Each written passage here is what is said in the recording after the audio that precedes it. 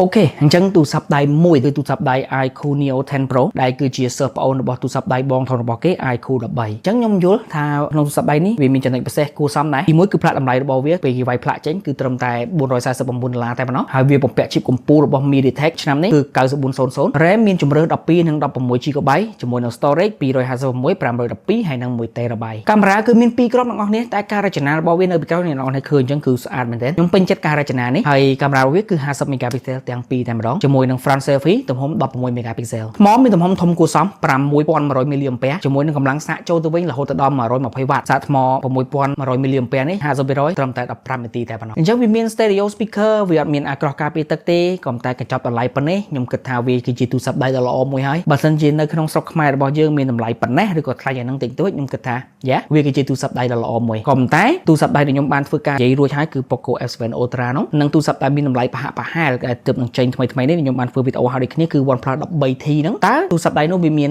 គុណប្រយោជន៍អ្វីខ្លះរវាងគ្នានឹងគ្នាអញ្ចឹងខ្ញុំនឹងនិយាយពីសមត្ថភាពរបស់វាទាំងអស់គ្នាប្រៀបធៀបគ្នានៅវីដេអូក្រោយអញ្ចឹងបើចង់ទទួលបានវីដេអូបែបនេះតទៅទៀតកុំភ្លេចចុច follow ទាំងអស់គ្នាផង